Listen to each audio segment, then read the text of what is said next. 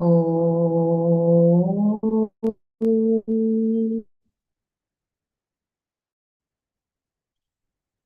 Om.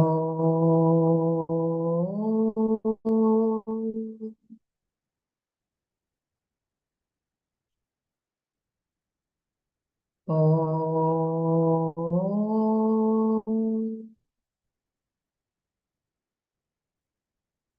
गुरुर्ब्रह्मा गुरुर्विष्णुः गुरुदेवो महेश्वरः गुरुसाक्षात् परब्रह्म तस्मै श्रीगुरवे नमः।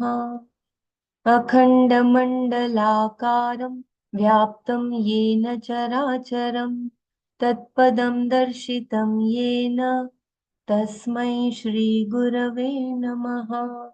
श्रुतिस्मृतिपुराणानाम् आलयं करुणालयं नमामि भगवत्पादं शङ्करं लोकशङ्करम्।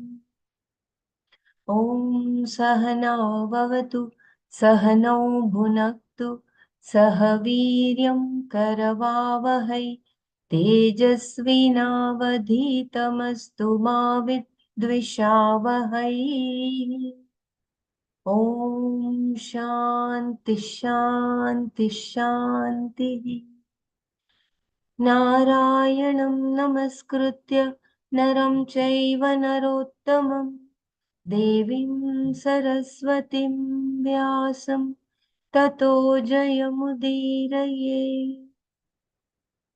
ॐ श्री परमात्मने नमः।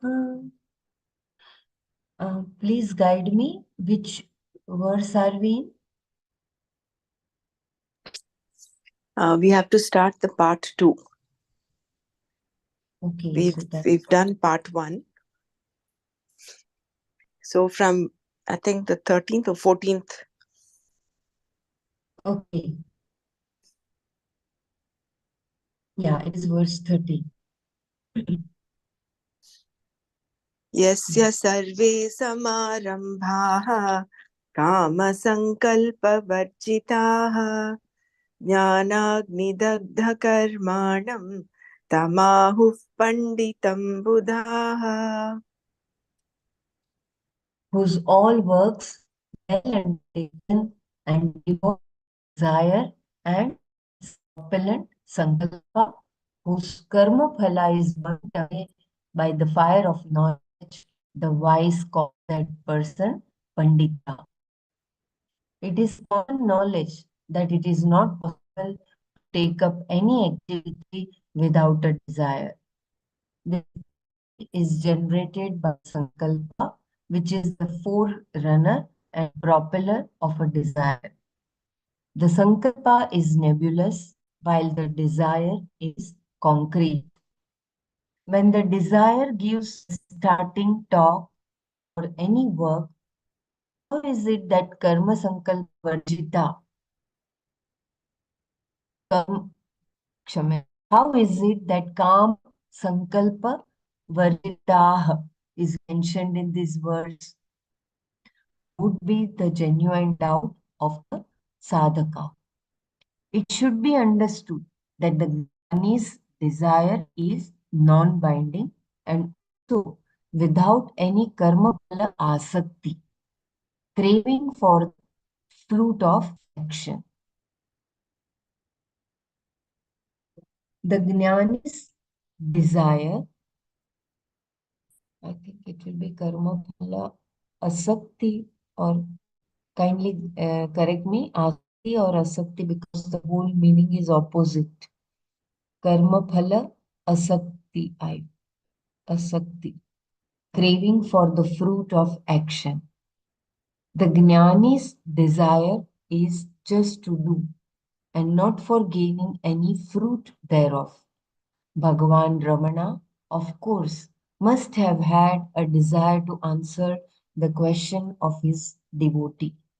However, it could not have been the concern of Bhagavan Ramana whether his answer hit the mark. No matter whether there was a benefit to the devotee or not, Bhagavan Ramana always excelled in his replies. Samara, Samarambha, Samarambha, Samarambha. Samarambha. There Yasya also it is sarve. asakti or asakti only, right? Karmaphala asakti. Karmaphala asakti. Yeah. Yeah, okay. Samarambha. Bhagavan Ramana always excelled in his replies. Samarambha. Same analogy can be given of Bhagavan who started teaching the Gita after Arjuna said, Shishyah te aham. I am your disciple. Vide chapter 2, verse 7. For this teaching, Bhagavan ought to have had a desire. However, after 17th chapters of profound teaching covering the Sarva Upanishad Saram, Bhagavan only said, Yathechasi tada kuru. Yathechasi tada kuru. Do what you please. Chapter 18, verse 63. These activities of Bhagavan Ramana and Bhagavan and of many such like Jnanis clearly show that their karma, work or activity was Jnanagni Dagdaha, burnt by the fire of knowledge. Continuing the Jnani's desire, which is required for the relevant work, is like a burnt seed, Dagda Bijavata. Thus, the desire would be incapable of giving any fruit to the Jnani, like even a burnt seed cannot sprout. The Jnani understands that even though he is in the thick of work, he is not the doer, and also knows that his indriyas are the agents of all action. The wise say that such a person is a Pandita. The Bhashyakara defines Pandita thus Panda Atma-Vishay Jnanam Yasya Asti iti Saha Panditaha.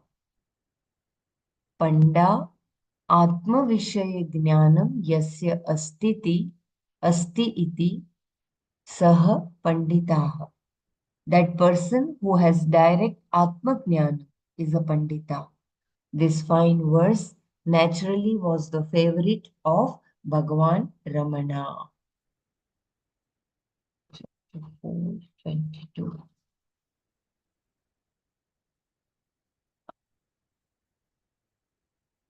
यद्रच्छालाभसन्तुष्टो yadrichalabhasantuष्टः द्वन्द्वातीतो विमत्सरः समसिद्धावसिद्धौ च कृत्वापि न निबध्यते. one who is fully satisfied with whatever unsought benefit occurs, who is beyond the influence of the pairs of opposites and is free from jealousy, equal with respect to results, such a one, even though doing, is not bound. Yadruchah means by chance, unasked, unsought, and not planned for. Dvandva means the pairs of opposites like Sukha, Dukkha, happiness, sorrow, Labha, Nasha, gain, loss, Janma, Mrityu, birth, death, Mana, Apamana, praise, insult, Shitoshna, Shita, Ushna, cold, hot, and the like. When one is contented with oneself and adheres to Karma Yoga, Samatvam or equanimity together with Ishwararpana and Prashada Buddhis, offering the results of all actions to the Lord and taking the results as Prashadam from the Lord. Such a person has no craving for the results of action and hence is completely satisfied with whatever he or she gets out of such an action. Bhagwan Ramana lived this verse, and as such it was dear to him. Chapter 437. यथैधांसि समिद्धोऽग्नि भस्मसात् कुरुतेऽर्जुन ज्ञानाग्नि सर्वकर्माणि भस्मसात् कुरुते तथा. Just as an intense fire reduces the samidhas, wood pieces, to ashes, so too the fire of knowledge reduces all karmas, phalas, to ashes. Samidhas are broken pieces of dry tree branches offered to the fire during a yajna or yajna, during an yaga or yajna. If the fire is brilliant, intense, and well maintained, then the samidhas will be reduced to ashes in no time. So too, if the Atma-jnana, self-knowledge acquired, is complete, there is no sense of craving, no sense of I-ness and my-ness. Then such a fire of knowledge would burn away all karmas, actions, meaning all karma phalas, fruits of actions, and render them to ashes. Thus, the punyam, merit, and papam, demerit or sin, does not accrue to such a karta, doer, and so will not bind him at all. That is how Bhagavan Ramana lived, and hence he loved this verse. Verse 16, chapter 439. श्रद्धावान् लभते ज्ञानं तत्परः संयतेन्द्रियः ज्ञानं लब्ध्वा परां शान्तिम् अचिरेणाधिगच्छति. That person endowed with Shraddha, commitment, and mastery of the mind and senses will acquire Jnanam.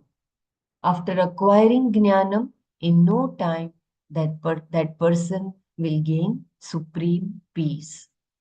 The requisites for acquiring Jnanam are Shraddha, commitment to Atma Vidya, and mastery of the mind and senses. Shraddha is Guru Vedanta Vakyeshu Vishwasaha. That is a firm belief pending inquiry in the teaching and teaching of the Upanishads. In respect of Atmavidya, it is a commitment for rediscovery of the forgotten self. This is because the one Atma, Atmavidya, is great Atma, and it is a matter of self rediscovery. Mastery of the mind and senses is a prerequisite for Jnanam Samapurjana, Samuparjana, Kshamyatam, Jnana Samuparjana. Mastery of the, I read once again, mastery of the mind and senses is a prerequisite for Jnana Samuparjana, firm acquisition of knowledge. This is because knowledge can take place only in a pure mind, and the mind can be rendered pure by undertaking actions with karma yoga bhavana and thereby its mastery, and also by the control of the sense organs. After obtaining jnanam, that person attains to param shanti, supreme peace, immediately thereafter.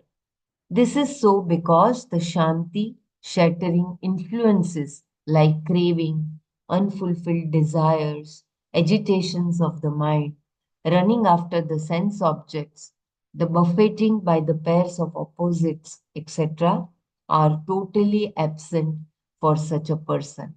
And then Shanti, in its glory, reigns supreme. Bhagwan Ramana, in his formative years in Arunachala, must have struggled against tremendous odds to gain this Param Shanti. And as such, this verse ought to be his very dear. Chapter 5, verse 16. ज्ञानेन तु तदज्ञानम् येषां नाशितमात्मनः तेषामादित्यवत् ज्ञानं प्रकाशयति तत्परम्. Whose ajnanam, ignorance, is destroyed by the fire of own jnanam, Atma Vidya. For those that jnanam, like even the sun, illumines the supreme Atma. When it is dark at night, without even the moonshine, one cannot see the objects. However, at daybreak, with the sun rising, one can easily perceive the objects. This, we know, is owing to the illumining effect of the sun, who, when rising, reveals everything to us. Bhagwan likened our ajnana, ignorance of the self, to the darkness at night. As long as ajnanam persists, we cannot have atmadarshanam, self-realization. But when once this ajnanam is destroyed by our own jnanam, knowledge of the self, then the very same jnanam reveals and illumines the supreme Atma to us. It is a revelation of what is always by jnanam. Though we are free always, the impression we carry is that we are bound. Jnanam destroys this false impression and illumines what we really are. Bhagwan Ramana was always extolling Jnanam and was an ardent advocate of self inquiry. He had a direct experience of the immediate benefits of Jnana, and obviously, like this verse. Chapter 5, verse 26. कामक्रोधवियुक्तानां यतीनां यतचेतसाम् अभितो ब्रह्मनिर्वाणं वर्तते विदितात्मनाम्. Those who are free from desire and anger, who are yatis, sannyasis, and have mastery of the mind, freedom or moksha is readily there because they have known the self. Moksha or freedom is complete unshackling from the wanting and limited person. All along, the false impression has been that one needs to do something to be successful, to be recognized, to be decorated, and thereby gain happiness. This to do propelled by a desire which, when obstructed, results in anger. In this connection, it is beneficial to collect the verses 62 and 63 of the chapter 2 of the Bhagavad Gita, which were very methodically trace out the process of a person starting from Sankalpa. Realizing the Leela, can futile, you just repeat this because there was some break in your voice? yeah, is continuous notification, internet unstable.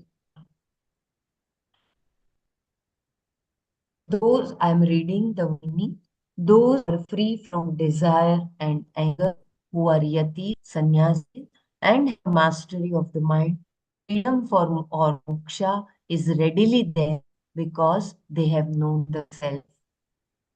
Moksha or freedom is complete unshackling from the wanting and limited person. All along, the false impression has been that one needs to do something to be successful, to be recognized, to be decorated, and thereby gain happiness. This to do is propelled by desire, which, when obstructed, results in anger. In this connection, it is beneficial to recollect the verses 62 and 63 of chapter 2 of the Gita, which very methodically trace out the process of fall of a person starting from his sankalpa. If you want, I can read from chapter 2, 62, 63 verses.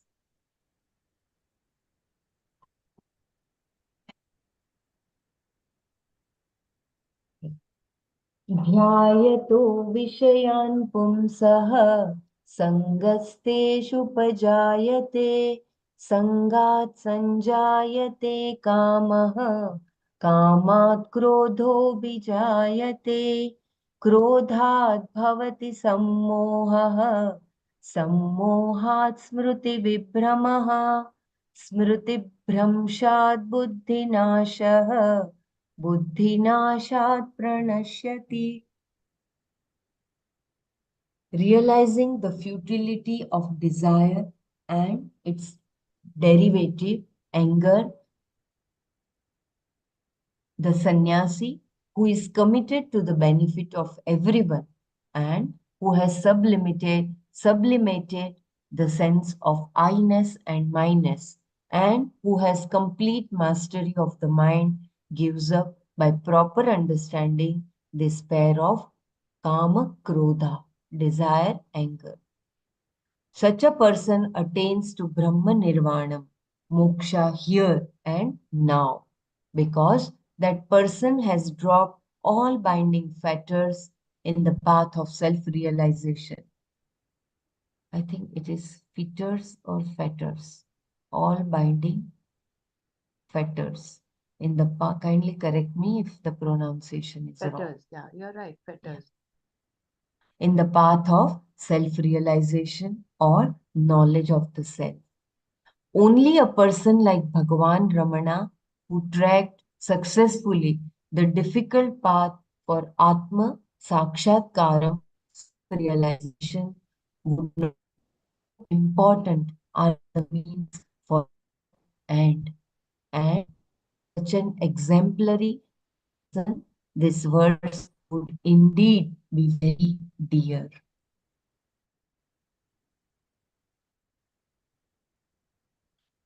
यतेन्द्रियमनो बुद्धिः मुनिर्मोक्षपरायणः विगतेच्छाभयक्रोधः यः सदा मुक्त एव सः. One who has mastered the senses, the mind and intellect, is intensely committed to moksha, freedom. One who is free from desire, fear, and anger.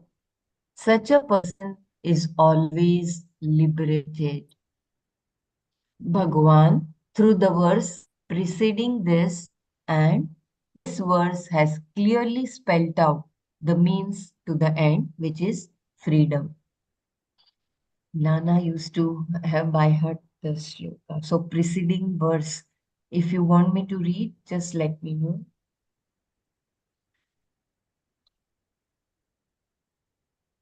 Or I will read ahead. Bhagwan, through the verse preceding this and this verse, has clearly spelled out the means to the end, which is freedom. The need for Dhamma, mastery of the senses, Shama, mastery of the mind, and also an intellect which is at all times committed to self-inquiry in order to attain the desired objective of moksha is emphasized through this verse. Besides the above, the other requisites are freedom from desire, fear, and anger. One who is always endowed with all the means outlined as above is considered as a Mukta Purusha, a liberated person. While desire and anger were covered by Bhagavan in the verses preceding this, now he specially mentioned Bhaya or fear. The reason is that the one aspiring for freedom shall grow to that stage when that person does not see anything other than Atma. In such a person's vision, there is no second thing or being. Anything other than you, you tend to fear. To annihilate fear, the Ekatma Darshanam is a prerequisite, and hence Bhagavan so beautifully mentioned the need for getting rid of fear. I think I'll read that preceding verse 27 from chapter 5.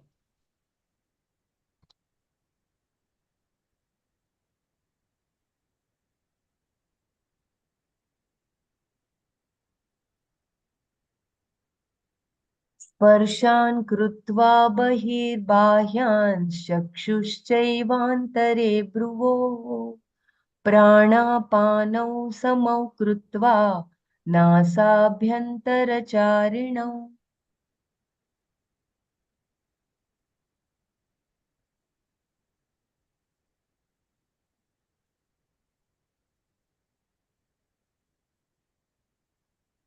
The term Purusha mentioned in the Shastra, like the Upanishads and the Gita, means a person and not just a male.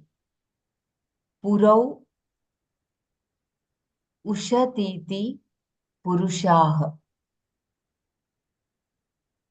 One who dwells in the city is Purusha. The city has 9 gates as per the Gita.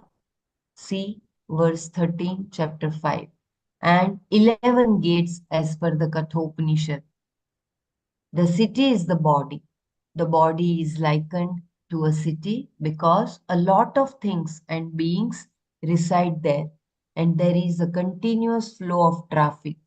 The gates are 2 eyes plus 2 ears plus 2 nostrils plus mouth plus genitals plus anus, thus equaling a total of 9. The additional gates that the Kathopanishad talks of are the navel and the Brahmarandram. This can be seen vibrating on the center of the skull in newborn babies. Both the male and female abound in all the above gates, and as such Purusha, like in the term Mukta Purusha, means a person and not as generally mistaken a male. Bhagavan Ramana was a classic example of putting the gist of this verse into practice and deriving immense benefit thereof. Was it not natural for him to select this verse as part of Dwichatvarimshat? Chapter 6, verse शनैः 20. शनैरुपरमेत् बुद्ध्या धृतिगृहीतया आत्मसंस्थं मनः कृत्वा न किञ्चिदपि चिन्तयेत् यतो यतो निश्चरति मनश्चञ्चलमस्थिरं ततस्ततः नियम्यैतत् आत्मन्येव वशं नयेत्. Slowly, gradually, endowed with a discerning intellect, one ought to strive for Atma, the self, dedicating the mind for the steadfast pursuit of Atma. One shall not think of any other. I repeat as there is a breaking of voice. If it is disturbing, just let me know. Slowly, gradually, and with a discerning intellect, one ought to strive for Atma, the self, dedicating the mind for the steadfast pursuit of Atma. One shall not think of any other. For whatever reason, wherever the fickle and unsteady mind goes, from there and there, bringing it back, lead towards the pursuit of Atma. The mind is unsteady, fickle, and unpredictable. The mind again can be violent and rash. Such a mind must be treated like even how a rock horse is trained. One must be gentle in dealing with the mind, and it should be made to believe that its owner wishes hitam, benefit, or good for it. Then also there is every possibility that it will simply run away from what you have chosen for it. The mind needs to be handled very gently. That is why Bhagavan mentioned Shanaihi Shanaihi, meaning slowly, gently, gradually, and softly, and train it to understand that you are the well meaning master for it.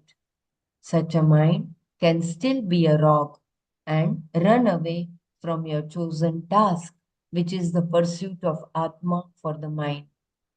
Whenever, for whatever reason, and wherever the mind runs away, very lovingly bring it back and employ it in your chosen task. The task is self-inquiry, culminating in Atmajnanam or self-knowledge. This is the business of the intellect, which is required to be steady, discerning, and discriminating. The mind must be made to revel in the thoughts of Atma. This is a tricky problem.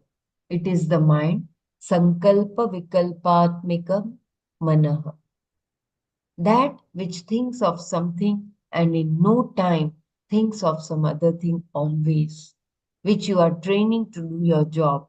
But it is the unsteady mind which can think any thought, including your chosen Atma related thought. Besides this, when we say you train the mind, the question is, who is that you? Is it not your mind? Here, the intellect, nishayatmika buddhihi, that which firmly decides after proper discrimination, takes over. And it is not just the mind. What is the difference? The you which trains the mind is your intellect, and you must befriend it very nicely and lovingly. The you which trains the mind is your intellect, and you must befriend it very nicely and lovingly. It is like saying that the mind is the thief and also the police. The thief mind must be caught by the police mind. That is why Bhagavan said, Buddhya dhruti gruhitaya, Buddhya dhruti gruhitaya, meaning with the intellect, with a firm conviction that Atma Chintana and commitment towards it are must for the progress of a sadhaka. The foolish mind is the intellect, and that is your treasure. Employ it to employ the mind in the right direction, the direction of Atma, your real self. In connection, it is good to recollect a verse from the Vedanta Panchadashi by Swami Vidyaranya. Part of the verse, in short, says, Yatra yatra mano yati, tatra tatra samadhayaha. Meaning, wherever and wherever the mind goes, then there and there see the samavastu, which is Atma. You think of something and the very thought is Atma. Whatever object the mind thinks of, that object is Atma. I read once again, there is breaking of voice. Part of the verse in short says, Yatra yatra mano yati tatra tatra samadhayah. यत्र Meaning, यत्र मनो याति तत्र तत्र समाधयः. yatra yatra mano yati tatra tatra samadhayah. Meaning, wherever and wherever mind goes, there and there see the samavastu, which is Atma. You think of something and the very thought is Atma. Whatever the object the mind thinks of, that object is Atma. Thus, substitute any thought which the thought of Atma. Just a minute.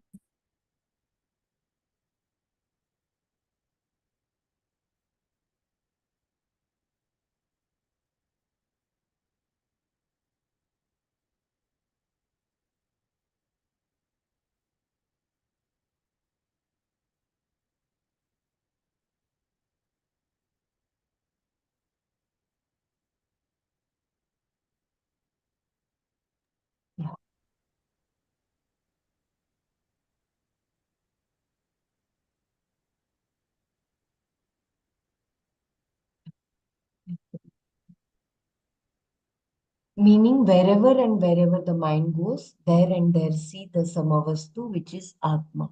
You think of something and the very thought is Atma.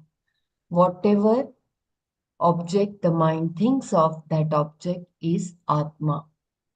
Thus, substitute any thought with the thought of Atma, and then you are always with Atma. To be able to do this, one needs to have some idea of Atma. This, of course, requires knowledge of some pointers to Atma. The seventh mantra of the Mandukya Upanishad beautifully portrays Atma thus. नान्तप्रज्ञं न बहिर्प्रज्ञं नोभयतप्रज्ञं न प्रज्ञानघनं न प्रज्ञं नाप्रज्ञम् अदृष्टम् अव्यवहार्यम् अग्राह्यम् अलक्षणम् अचिन्त्यम् अव्यपदेश्यम् एकात्मप्रत्ययसारम् प्रपञ्चोपशमम् शान्तं शिवम् अद्वैतं चतुर्थं मन्यन्ते स आत्मा स विज्ञेयः. Not the inner awareness, not the outer awareness, not the awareness of both, not the nebulous awareness, not awareness, not that it is not awareness, unseen, not possible to relate to anything, ungraspable, without attributes, not possible to think, not describable, the essence of experiences. In that, the universe subsides, that is peace, that is auspicious, and none like it considered to be the fourth, that is Atma, that is to be known. In the meaning of the mantra, awareness is used in the sense of Chetana, a meaning for Prajna. In short, what all notions about Atma that we have, Atma is not any of those. What all we know is through avidya or ignorance. That which is the very knowledge principle, Atma, how can it be available to avidya and its byproduct of mere words? How can that which is the very basis of thought be thought of? The Mandukya mantra sets the mind thinking intensely about Atma, and that is what is meant by Atma Samstham Mana Krutva. This couplet of verses is so rich in means and ideas that it enticed Bhagavan Ramana into favoring them. Chapter 6. सर्वभूता भूतस्तमात्मानं सर्वभूतानि चात्मनि ईक्षते योगयुक्तात्मा सर्वत्र समदर्शिनः. By means of yoga, nididhyasana, the one who recognizes the samavastu, Atma, perceives himself in every being and perceives all being in oneself. Like it was said in the seventh mantra of the Mandukya Upanishad, Atma is prapanchopashamam. Prapanchopashamam. प्रपञ्चोपशमम् Prapanchopashamam. Prapanchopashamam. Ekam pratyaya saram advaitam. I read once again. Like it was said in the seventh mantra of the Mandukya Upanishad, Atma is prapanchopashamam shamam, ekatma pratyaya saram advaitam. When one directly knows this fact, then naturally only the Samavastu, that is Atma only, is available for perception to that one. And No other thing or being is available for cognition for such a person. Even the world, its beings, its vagaries, its buffeting nature, all these will present themselves to that Samadarshinaha as mere sequences in a dream and as such dismissed. Then there is no great effort required by that person to see oneself in all and all in oneself. It becomes so natural to that person to perceive thus that the person cannot see another. Thus, it is said that a jnani, when in front of an ajnani, indeed sees a jnani because the jnani naturally knows that the ajnani is in essence ajnani.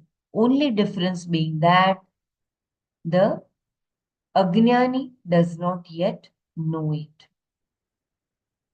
Whenever a devotee queried, Bhagwan Ramana's disposition towards that devotee would have been like a jnani, seeing a jnani in an ajnani, because sarvatra samadarshinaha. That is why sometimes, however silly the question was, Bhagwan Ramana's answer was always beneficial and sublime. Would not such a verse be dear to the Samadarshinaha? Thus ends the message of part 2. Thus ends the Shataka, first Shataka, 6 chapters of the Gita.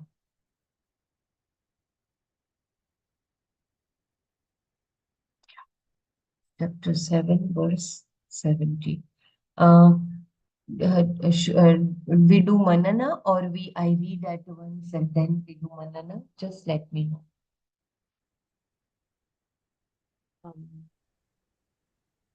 Yeah, I think we can do manana of part 2 before we go to part 3.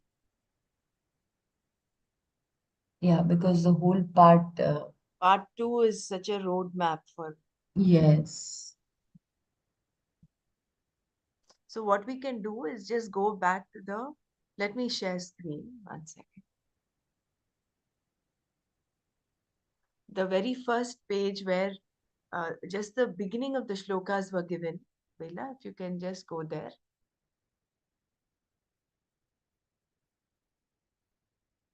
Well, let me see.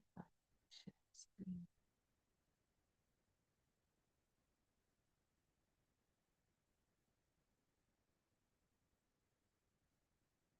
Here, Brahmaraji.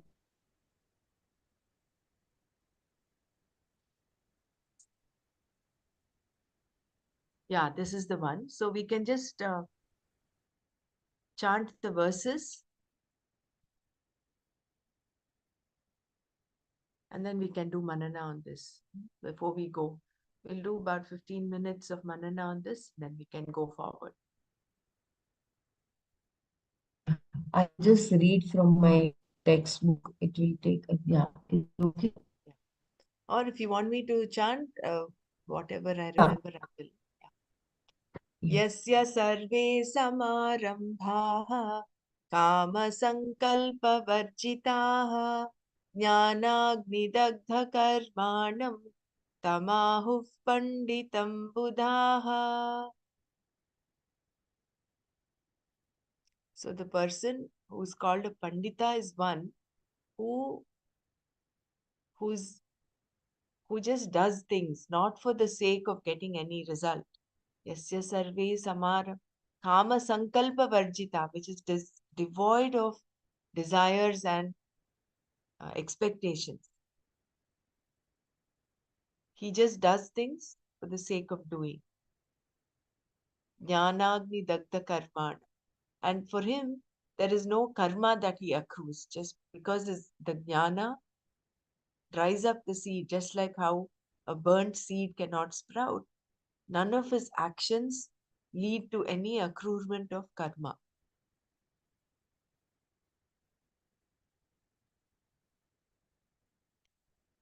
यदृच्छालाभसन्तुष्टः द्वन्द्वातीतो विमत्सरः समसिद्धावसिद्धौ च कृत्वापि न निबध्यते.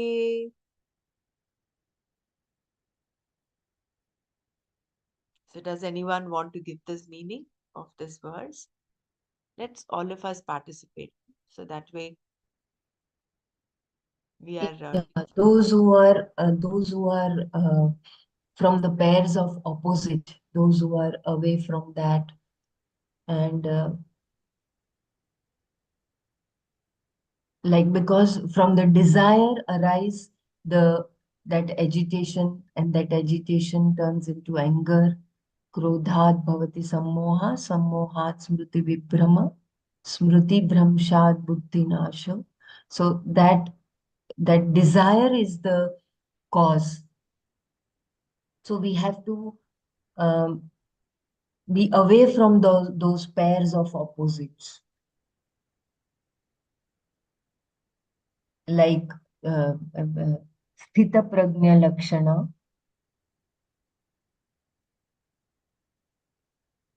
Yeah, being equanimous with respect to pairs of opposites and not getting swayed by them. And then yadricha labhu santushtaha. He is happy with whatever comes his way unasked. He is not number one. He does not uh, start doing anything for the sake of getting something, for the sake of. See, we constantly keep thinking we have to do to get something, to gain something. But here it is the opposite. That is what even Gurudev says. You just have to drop everything. Just let go is the mantra there. So similarly, yadricha labha santushtaha. He is happy with whatever comes his way unasked, without any, um, by chance, whatever comes his way. He's very happy with that.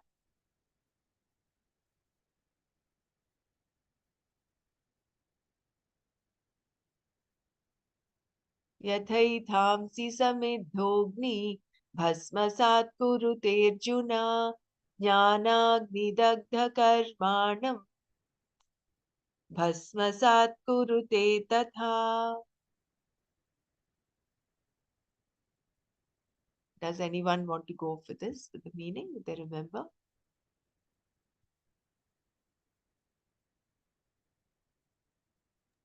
Like the intense fire of yajna burns the sammidas. In the same way, if our sadhana agni is also the fire for that is intense, then in that all punya, papa, everything, karma phalas, all actions, they are burned. And for such a person, the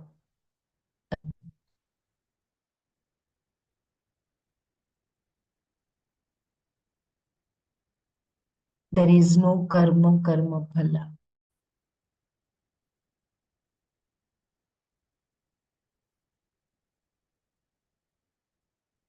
Even if he does the karma or actions, are like it gets burnt into ashes, it turns into ashes. It doesn't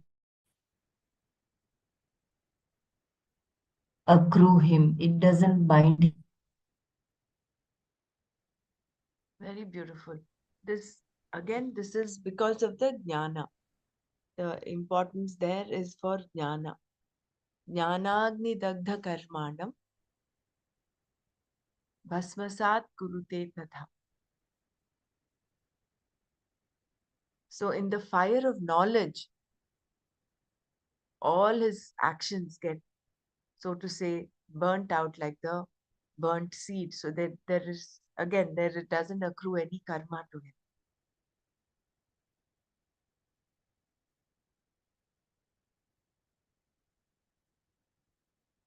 श्रद्धावान् लभते ज्ञानं तत्परः संयतेन्द्रियः ज्ञानं लब्ध्वा परां शान्तिम् अचिरेणाधिगच्छति.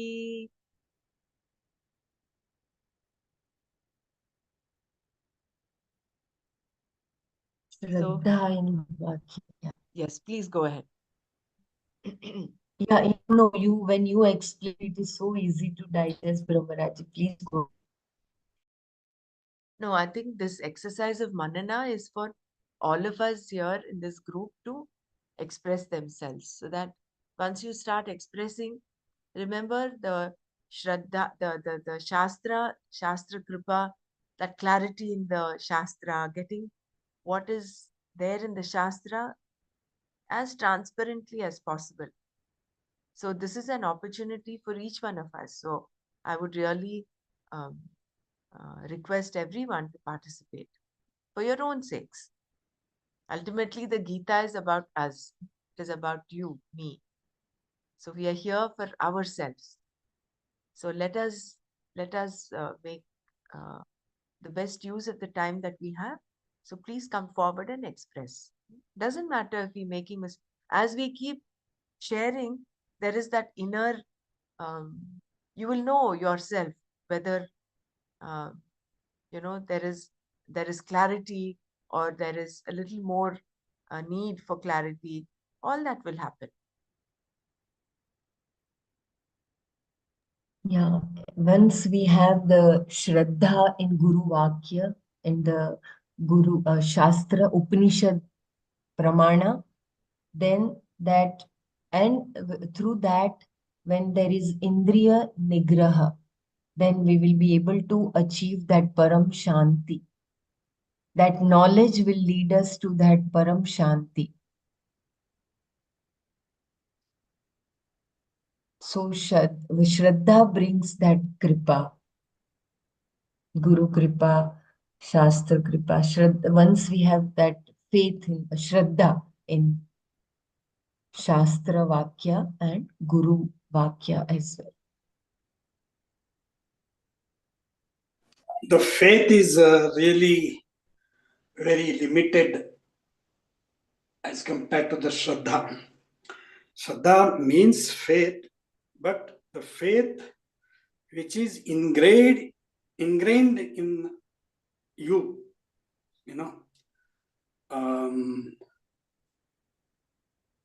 that has to come from within.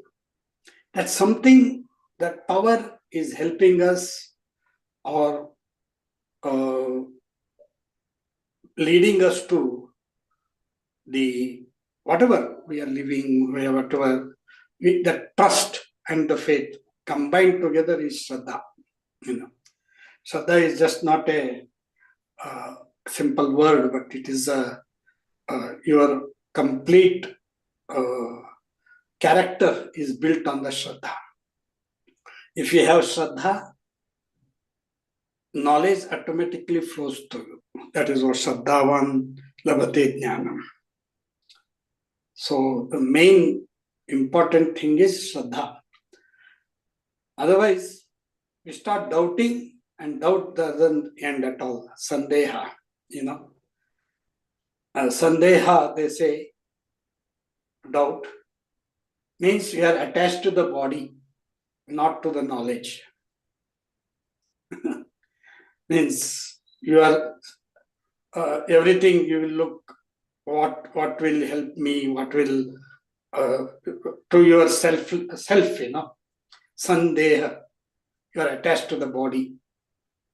That only you will get. But Shraddha is one thing which is the intrinsic quality of a person for any knowledge, for anything in the life. That is what the meaning of Shraddha. And Shraddha, if we have Shraddha, everything works. Thank you. Hari Om. I read once, like in Atma Bodha, we were not Atma, it was Tattva Bodha. I was reading, it was like that you have Shraddha in the unknown. Yeah. But that The meaning of Shraddha is actually Guru Vedanta Vakyeshu Vishwasaha Shraddha. That's the definition of Shraddha as given in yes, the Tattva Bodh. yes. Yeah. So I was thinking like it is always not the unknown. Like you know something, then also you have Shraddha. Or is it only that what is not known is you would have to develop Shraddha? There was a bit confusion here.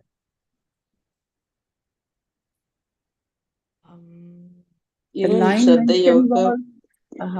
line mentioned was that Shraddha is always of the unknown.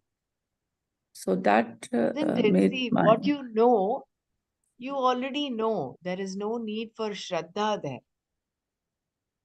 Whereas the Shraddha... No, like Shraddha, we know this Vedanta, like we are knowing this Vedanta, we are reading various texts. So don't you think that we are knowing also, we have Shraddha? Or is it that we have Shraddha and then we are knowing it? Yeah. Okay. It is because of the Shraddha that we're even pursuing this. If we did not have that basic Shraddha, if you look at some people who refute all of this, the atheists, for instance, they refute this. So there is not even that opening towards this knowledge. So it's because of Shraddha that we are here. And as we are here, see the result to know something, you have, that is fair, that to know something you have to have Shraddha, then only you will be on that, will be on doing all your efforts there. Correct. But one thing which still I have in my mind, that we have to, after knowing also, still we have that Shraddha.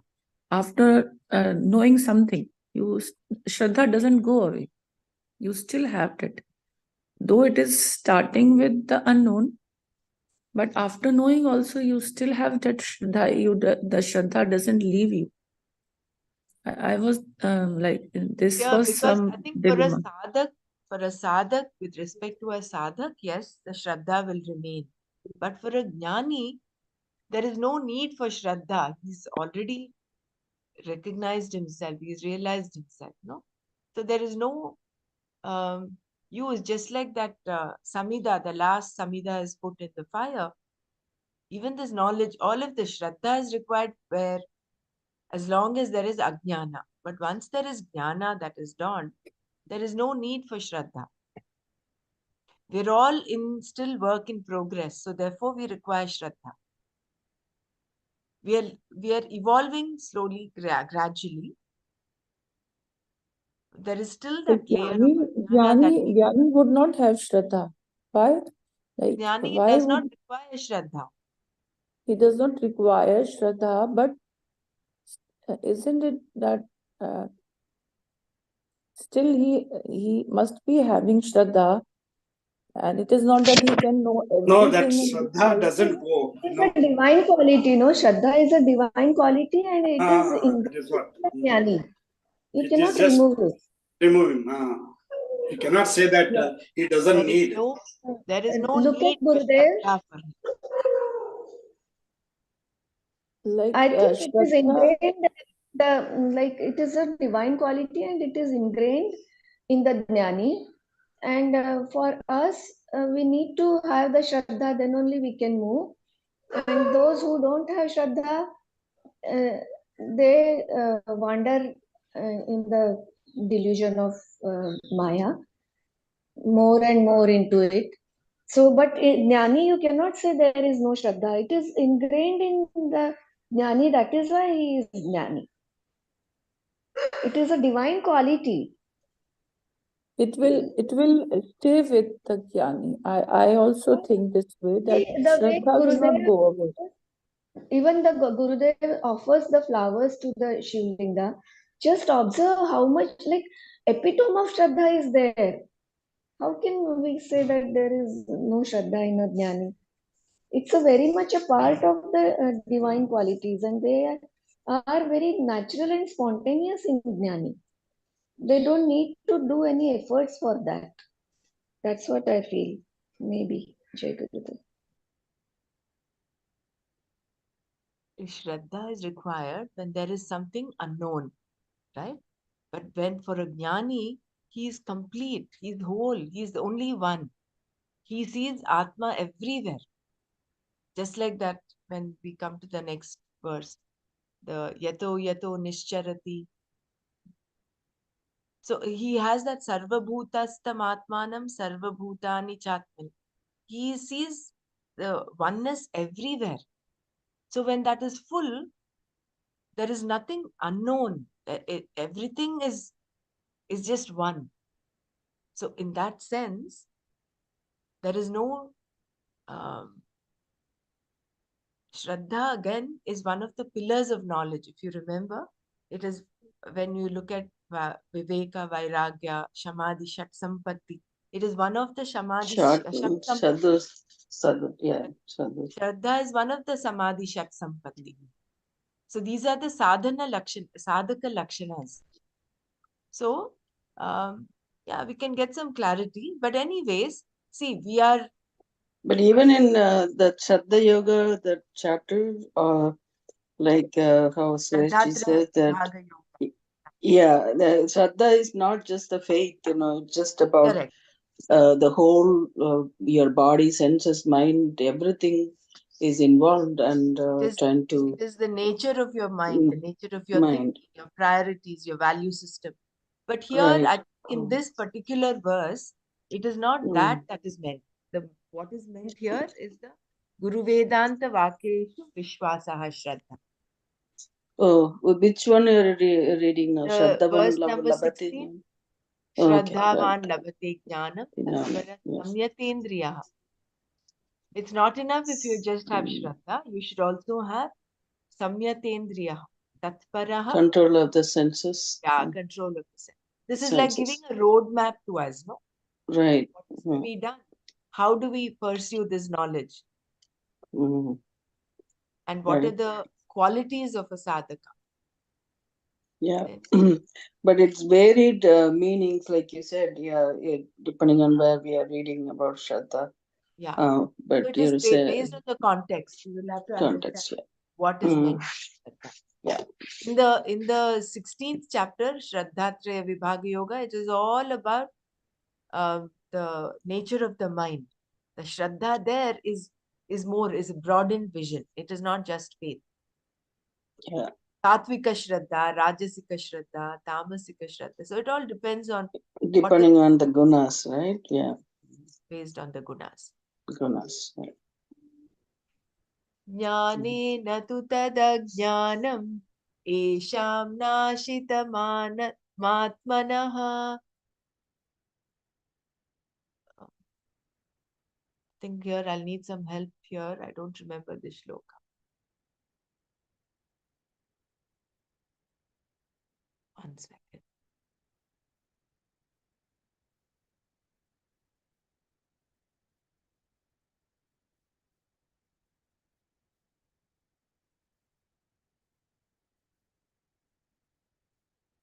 Sixteenth one, right?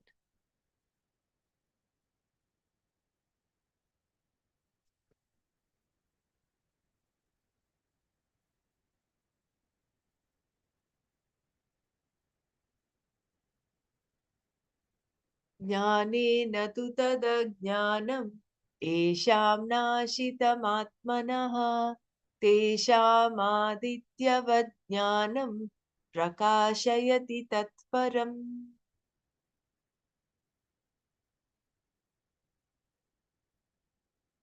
Whose ajnanam is destroyed by the fire of own jnanam, Atma Vidya. For those, that jnanam, like even the sun, illumines the supreme Atma.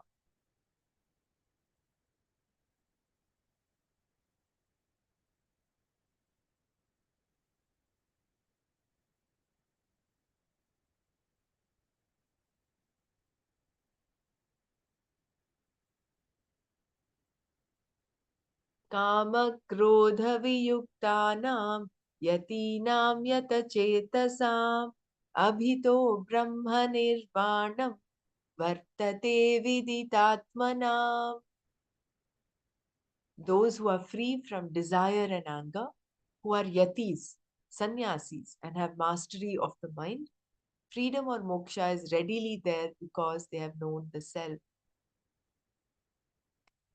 So again and again, it's coming back to us handling our desire, anger, and the next verse is fear. These are the three ripus, the major ripus that we have to handle and tackle. Therefore, practicing Dhamma, Shama and Dhamma, again pillars of knowledge,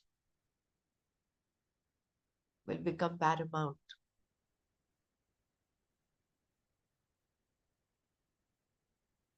In part one, we saw how which is more superior to the other.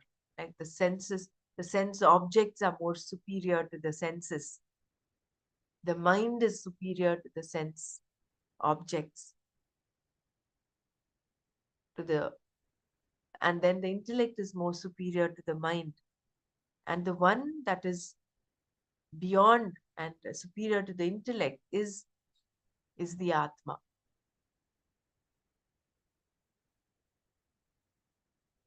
If we can keep reminding ourselves of this every time we have some sense pleasure or something that is enticing us, we just have to remember the tortoise and withdraw our sense organs and retrieve them.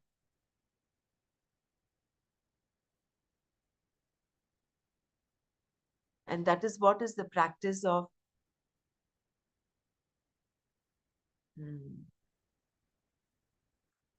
There's one verse in the second chapter about that, right? Drawing the legs of the tortoise. I forgot that thing. Yeah. As you said, this desire, it's like that. It's like a flow diagram, like where the desire starts the action goes into the karma pala, and the karma pala triggers that desire again at the papa punya, and based on that, it going into the same cycle and again. But as we read in the Nirvana Shatika, where he said the desire, so that desire, as he said, we cannot live without desire on day-to-day basis, right? I mean, something to do on a daily life. But that desire, how do we decide? Like, it's like more of a dharmic. I remember he gave some words for that. Not coming to my mind. What is that one he gave? Like, you remember that? That he said you do the dharmic and somebody does adharmic. Like, doesn't matter whatever way he wants to get to fulfill the desire, then it becomes dharmic, and then the other one is lobha. He talked of lobha. Moha and lobha, right? Moha and lobha. Lobha is greed, where no matter what you want to get it, whether it is dharmic or adharmic. Yeah. So, you don't mind. Okay. Yeah. So it kind of goes along with that as well. It kind of like goes to that six-pack thing, that kama, krodha, correct, and there's lobha, moha, and then mada and matsarya. Yeah, matsarya. Yeah, but there's it's very nice. This one is, which chapter is this one? 5. This is chapter 6. Yeah, I think 5. this is chapter 5. Yeah. Kama, Yeah. Krodha. Okay. Yeah. I think he probably brought this up until the end also, but then mostly we read it in the second chapter. There are 2 back-to-back. The verses very nicely explained this. Yeah. And that is the practice of pratyahara, where you derive pleasure from within. You're not going outwardly. As long as we're going outwardly and we're satiating the senses, we are rooted in samsara. But whereas like a tortoise, we withdraw our sense organs, we take them within. And the practice of pratyahara is pratyahara, where you have that food. Instead of getting it from outside through the 5 senses, you get that from within. the practice of dhyana, Oh, that that pratyagara. Okay. Okay. pratyahara. So So how do we, I mean, in terms of that desire, is that even big? I mean, we control it, we have to control it, but at the same time, when the desire is not fulfilled, what triggers the anger, right? So um, that it just goes into that cycle.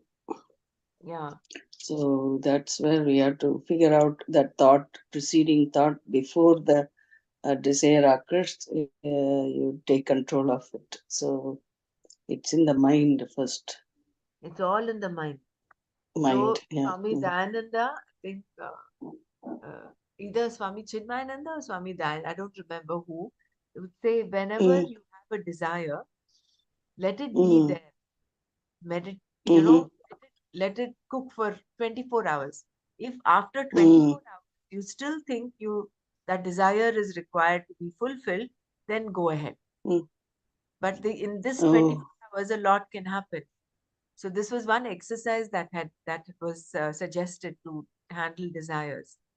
That is one. And of course, okay. as you do your sadhana, as you're doing your meditation, kriya, and practice, there is Mm, this gap that happens between that the desire and the thought of the object. So this mm, gap is there, and with awareness, you can then stop that flow of that desire, mm, followed by anger, followed by all that negative spiral. You can cut. You can mm. handle negative spiral, and then And you are coming yeah. from the place of need-based living, so binding and non-binding desires, so that Oh, yadrish yeah. That we have abhasan. to remember that binding and non-binding desire. Yeah. Yeah. Mhm. There's So one about the desire again, where you draw the line, like you said, yeah, the time really will help to decide um, whether you need it or want it. That's one way to look at the desires, and the other, um, and you have to do it in the right way, right? Not another make way. And what else should we remember to uh, not obsessed about it, probably like feverish or about getting things done. Even household work sometimes happens. But even with that bhavana that we do all the karma, then you don't bind by it, right? mm, That's that was another one that came to my mind. Mm, it will come to me again. This Hariom. minute. Uh, I just want to put here like aham karta iti bhavana whenever then that desire becomes a binding desire. When it is happening, when that is so easy question for me, I have understood. Whenever I feel that I'm doing, then there is always a stress and tension and perfection, and I want this and that. But when it is happening, whether I do, somebody else do, it is happening. So it brings that peace.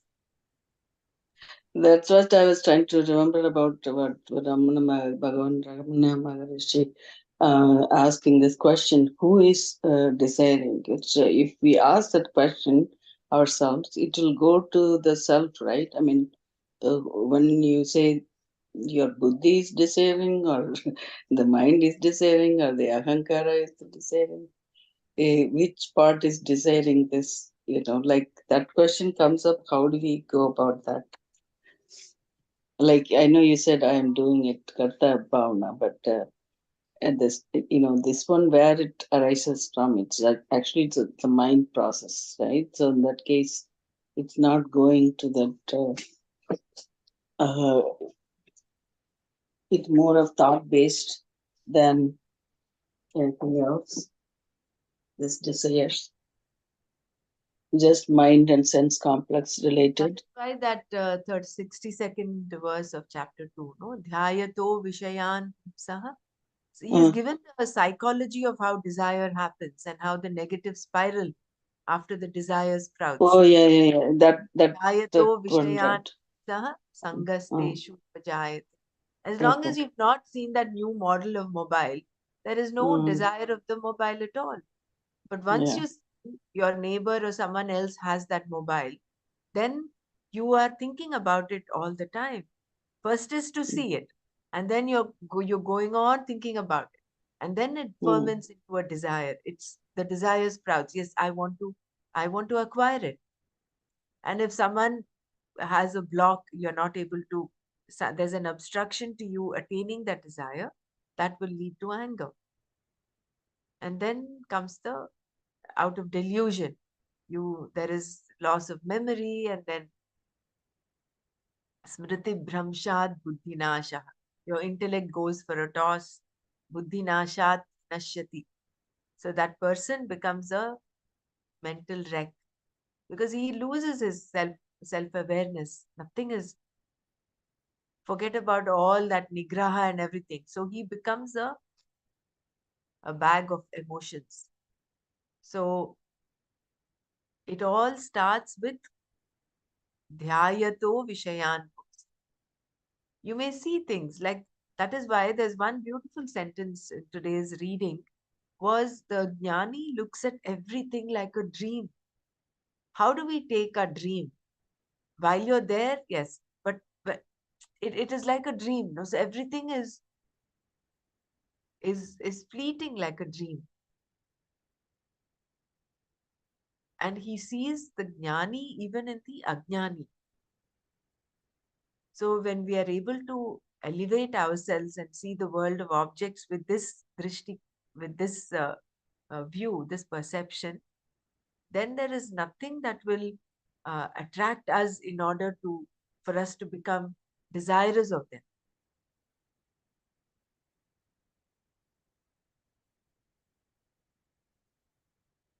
Thank you. यतेन्द्रियमनो बुद्धिः मुनिर्मोक्षपरायणः विगतेच्छाभयक्रोधः यः सदा मुक्त एव सः. One who has mastered the senses, the mind and intellect, who is intensely committed to moksha, one who is free from desire, fear and anger, such a person is always liberated. So in this verse, the fear element is also introduced. This is where the fear comes when there is the other.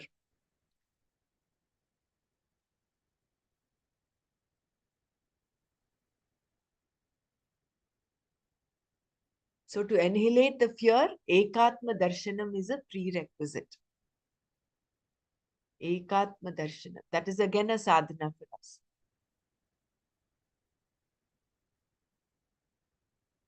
Sadhana tool.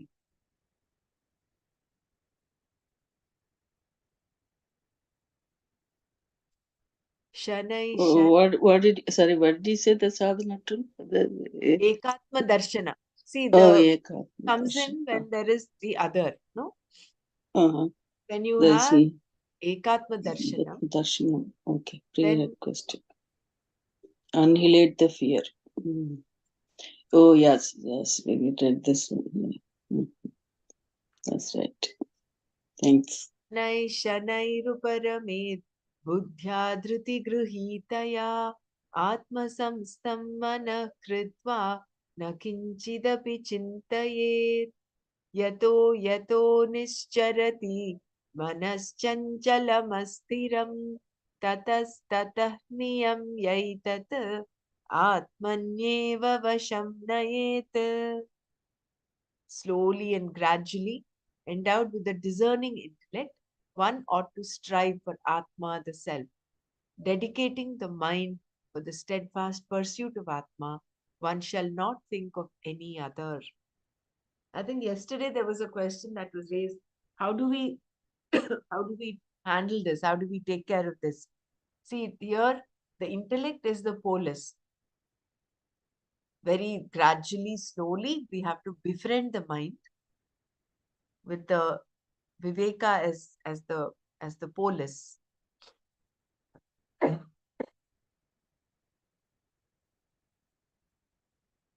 Because the manas is is chanchala by nature and is astira.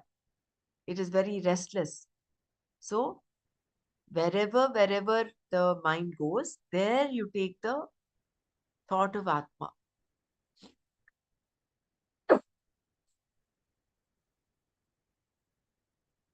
That was very beautiful today. And Is this means like having steady mind? Is that what the? Yeah, you're Yeah. Okay. training. Yeah, you're Nishchalam. you're using your intellect there above the mind, and you're making it steady rather than, see, the mind itself is unsteady. That is the nature of the mind, right?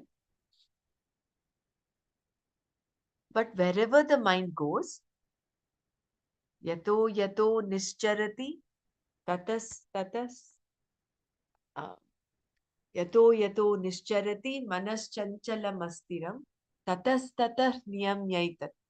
So wherever the mind goes, from there and there, bringing it back, lead it towards the pursuit of Atma. Here there was one beautiful sentence, which trains the mind.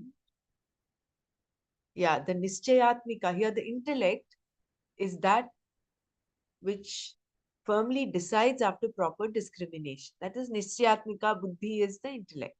It takes over and it is not just the mind. What is the difference? The you which trains the mind is your intellect, and you must befriend it very nicely and lovingly. It is like saying that the mind is the thief and also the police. The thief mind must be caught by the police mind. The police mind is the intellect. Buddhya dhriti grihitaya, meaning with the intellect, with a firm conviction that Atma Chintana and commitment towards it are a must for the progress of a sadhaka. So it is not just in this 1 hour or 1.5 hours that we are deliberating on Atma, but it has to spill over into the rest of our day. So we keep this at the background. Instead of this, I want, that tambura going on, it has to be Atma, Atma, Atma. So wherever you take the mind goes, you have just the thought of the Atma. And for that, this beautiful, such a superlative shloka mantra from the Mandukya Upanishad. What of the Atma are you going to think about? This is such a beautiful contemplative mantra.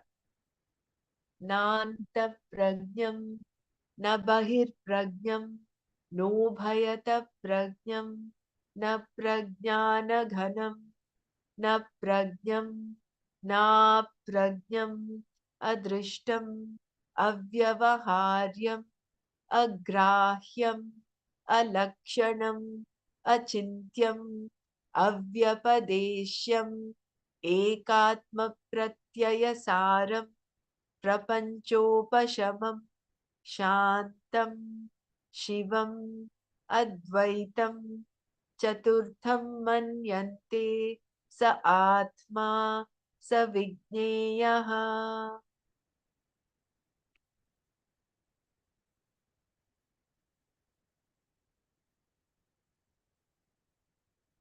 So it's not the inner awareness, not the outer awareness, not the awareness of both, not the nebulous awareness, not awareness, not that it is not awareness, unseen, not possible to relate to anything, ungraspable, without attributes, not possible to think, not describable, the essence of experiences in that the universe subsides, that is peace, that is auspicious, and none like it, considered to be the fourth, that is Atma, that is to be known.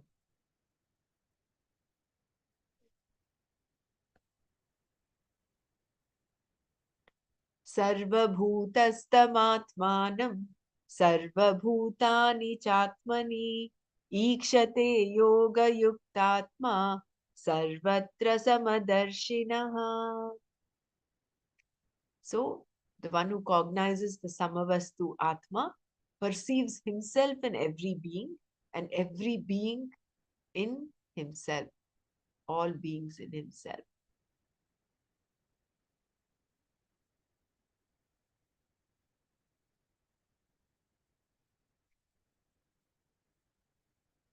Yeah, so anyone wants to share anything before we close? Yeah, I'd like to share here today that right through this second part that we have gone through, when he talked about Shraddha, how I myself have evolved, like I was watching. Like we have this knowledge from the Gita.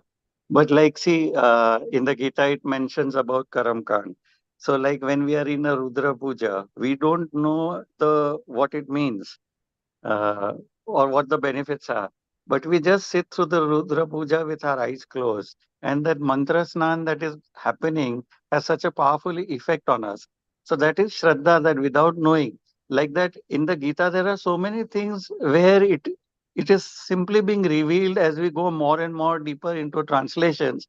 What we knew from what we knew earlier to what we know now, there is a huge quantum leap that we have taken in our knowledge base. But just having that Shraddha, that what is said in the scriptures is true itself, has such a powerful effect on us.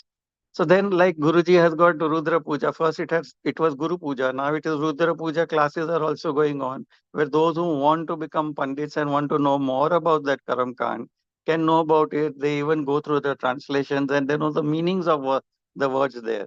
But without even knowing, that is Shraddha. Like we just sit through it with our eyes closed, and such a powerful effect. And then I was watching like all the negative emotions coming up for us, like unfulfilled desires leading to anger and all. And then what struck me was in the advanced course, what we do is the seven chakras. And if you see how that anger, once you lose your awareness, and then how it trickles downwards towards the different chakras and gets converted into grief, grief to fear, fear to greed and jealousy, to lust and obsession, and then finally jadata, like good for nothing, like you don't feel like doing anything, tamasic completely. And then through the path of knowledge which we give in the first day of the advanced course and meditations that we do, there is a swing by the time the satsang starts on day one. It again changes to enthusiasm, and the downward flow of energy which was there, that now flows upwards once enthusiasm starts. So there are certain little things which we can also do to bring about this change from the negative, unfulfilled desires leading to anger and all that. We can change it by doing even our sadhana, like all the meditations that we do, hollow and empty in the first day. And then it comes up. And then what I found was that in our part one course, uh, we had this bowing down technique where we simply surrendered. And there was a saying that Gurudev had given, the strong can surrender, the weak get defeated. And that was such a lovely process by which we surrendered all these negative qualities to the angels in each direction. We rarely do it unless it's a 6 day course. Nowadays, that bowing down technique is not done. But I have found a lot of changes when you do this bowing down technique. Even one person does it, and the whole family get the benefit of that sadhana of doing the bowing down technique. So, with so many tools Gurudev has given us for all this negativeness to go away also from us. So I was just correlating everything with what we are doing today. So important this entire second Chattva. But I'm very much practically old. Like it's patlana now and I'm not, I always carry my shoes. एकदम thin सा है ना, ये तो कहीं से कुछ समझ नहीं आ रहा। Like How to clean the body? what we Can we really need to be. ourselves? Because I think some. Weather अभी तो रहेगा, then Holi. We have to look at the present weather Okay, and Jai Guru. enjoy. Yeah, please go ahead, Percy ji. I think No, there I was was some. just saying that I was correlating all this to all that we do, and how Guruji has put us on the right path, like, and how we can progress even through our daily sadhana and all that. And as we are growing, I'm seeing that so much of this knowledge, more and more intricately, we are discussing it, and so much more. So even without that knowledge, just with that faith, if you said, like, it was zero base for me when I started in this, maybe a year and a half back or 2 years back or whatever. And then today there is so much of knowledge that maybe I have got from this, and there's so much of progress. But just that Shraddha was there right from the beginning, right from the time Tattva Bodha started. And the thing is that acceptance of this knowledge was, like, for me, accepting this knowledge itself happened very naturally. Like, I was fully in acceptance of whatever Nanaji said in Tattva Bodha. And that itself puts our mind so much at peace. So knowledge itself has this way of removing all the, once the more deeper you go into knowledge, all the negativeness goes away from you. Jai Gurudev. Yeah, thank you for sharing. That was a lovely correlation. So we'll stop here today. We'll continue with the third part tomorrow. Om Loka Samasta Sukhino Bhavantu. Om Shanti Shanti Shanti. Om Tat Sat Shri Krishnarpanamastu. Jai Gurudev.